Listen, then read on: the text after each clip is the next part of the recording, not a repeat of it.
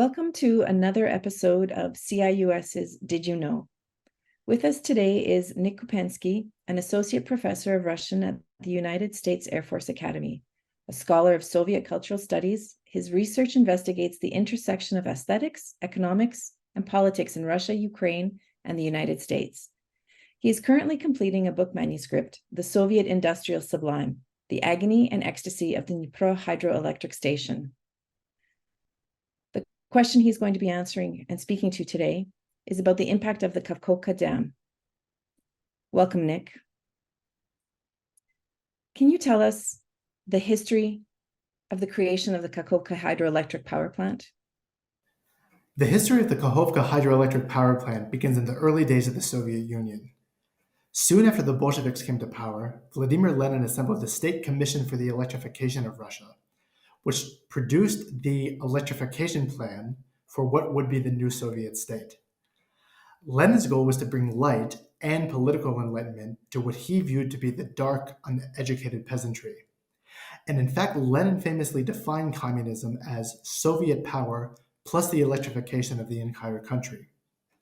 And one of the rivers that he hoped could be used to power communism was the Dnipro in Ukraine. After Lenin's death, Stalin expanded the electrification plan into the first five-year plan, which proposed that the mastery of the Dnipro would not only produce electricity, but would Sovietize Ukraine's industry, agriculture, transportation, and peoples. And the first major dam completed in Ukraine was the Dnipro Hydroelectric Station, or Dnipro-HES, in the city of Zaporizhia. The construction of Dnipro-HES had great symbolic value, for it purportedly showed how the USSR could bring civilization and order to what it viewed to be the primitive, chaotic Ukrainian steppe. But a core component of the mastery of the Dnipro was its Russification, for as the five-year plan was being completed, the Soviet Union starved nearly 4 million Ukrainians to death in the Holodomor. Later, the Soviet Union proposed a whole series of dams along the Dnipro to create what was called the Dnipro Cascade, and the Kakhovka Dam was the second one to be built after Dnipro-HES. It was completed in 1956, is the southernmost of the 6 dams on the Dnipro Cascade, and it created the 240-kilometer-long Kakhovka Reservoir. Tell us a bit more about the significance of the construction of the Kakhovka hydroelectric power plant for the region's economy and its environment. Unlike the other dams in the Cascade, the most important function of the Kakhovka Dam was water. It provided water to the Kherson, Mykolaiv, Zaporizhia, and Dnipropetrovsk oblasts through a network of canals. And it helped these regions overcome regular droughts and transform southern Ukraine into the most agriculturally productive part of the country. This region produced 80% of Ukraine's vegetables, mainly corn and soybeans, but also Ukraine's famous tomatoes, and a significant amount of its fruit and berries, like Kherson's iconic watermelons or Melitopol's cherries. The Kakhovka Dam also had some other functions. It regulated water traffic on the Dnipro and connected the port cities of Zaporizhia and Kherson with the Black Sea. Its power station did generate electricity, although only about 1% of Ukraine's current energy supplies came from the dam. It did, though, help diversify the country's grid, which made it an important component of Ukraine's civilian infrastructure. And historically, the energy that was produced in some way helped power some of the surrounding industries, such as iron mining, manganese, or shipbuilding.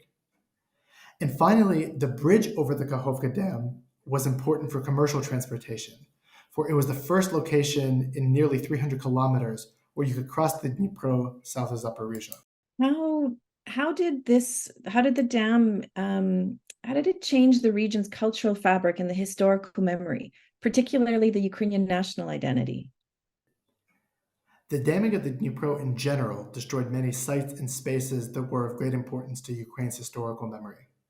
For example, Dnipro-HES flooded the muddy Dnipro rapids, which inspired awe and fear in travelers from the Vikings to the Greeks.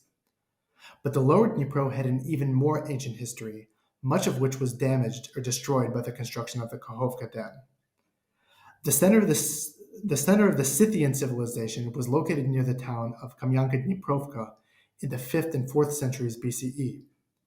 While some of the Scythian burial mounds, the Korhane, have been preserved and excavated, many others were flooded by the construction of the dam. These sites are important not only for Ukrainian history, but for Western history. For the Scythians were described by the Greek historian Herodotus and mentioned by the Athenian playwright Aristophanes. And so, in other words, these sites connect Ukraine with the classical world of Greece and Rome. Other sites along the river were important to the Zaporizhian Cossacks. The lower Dnipro was the home to many Cossack fortresses, like the Tokmak Sich from the 16th century, or the Chertomo Sich from the 17th, or the Aleski Sich from the 18th century. And the dam flooded the reedy marshes where the Cossacks made their homes. It also displaced dozens of Ukrainian villages that were located along its banks. So why do you think Russia destroyed the Kakhovka hydroelectric power plant? So, to answer this question, I think there's a number of things we need to keep in mind. And my point of departure is often not to ask about why Russia took a particular action, but to always remember that the Russian military have shown themselves again and again to be incompetent. We know that the SBU released an intercepted recording that is purportedly of a Russian soldier saying that a saboteur group was responsible for the destruction of the dam, and that the plan was to sort of scare Ukraine, and that the explosion didn't go as they planned. What this might mean, I don't know. It's hard to say, but I think we always have to remember that whatever improvements they may have made, whatever lessons they may have learned over the course of this last year, that the Russian military is poorly trained, it's poorly led, and it poorly executes. But okay, let's consider some of the reasons why Russia may have destroyed the dam. There could have been logistical reasons why they did this. And if that's the case, it would be to burden the Ukrainian government during the early days of the counteroffensive. By early June, Ukraine's counteroffensive was finally underway, but at the very moment that the first operations were beginning, the Zelensky administration was forced to manage not only its military strategy, but an ecological and humanitarian disaster. There may have also been military reasons why Russia could have destroyed and likely destroyed the Kakhovka Dam. And this would have been to prevent Ukraine from making a river crossing. And while many strategists have said that it was unlikely that Ukraine would have been able to successfully cross the Dnipro south of Novokakhovka, the threat that they could cross the Dnipro would have pinned down Russian forces on the left bank of the river. At first, it seemed that the flood totally eliminated the threat that Ukrainian forces could cross the river. And again, we saw that many of the Russian troops defending the left bank then went on to redeploy to the east. But if Russia's goal was to create a natural fortress or a natural barrier between Ukrainian forces and Russian forces, this only worked for a couple of weeks. Because now the river level is so low that you could drive a four-wheeler across parts of what previously was a 20-kilometer wide lake. We're recording this interview on July 4th, and a lot has changed since the month or so has gone by since the dam was destroyed. But in recent days, we've seen fighting intensify on the lower Dnipro, which seems that Ukraine might be trying to make a river crossing because it's even more possible now. So time will tell to see if the destruction of the dam was a Pyrrhic victory or not. I think it's also important to consider the ideological reasons why Russia would have destroyed the dam. Early on, Putin threatened to fully decommunize Ukraine, which in his view is the liquidation of everything that the Soviet Union gave to Ukraine, which includes its critical infrastructure. And we've seen that Russian military doctrine has called for the destruction of civilian infrastructure. So the decision to destroy the dam might have been made on ideological and not purely strategic grounds.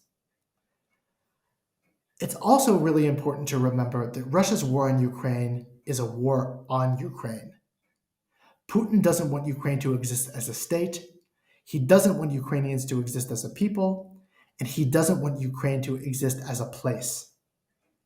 In other words, this is a genocidal war against Ukraine's land and its people.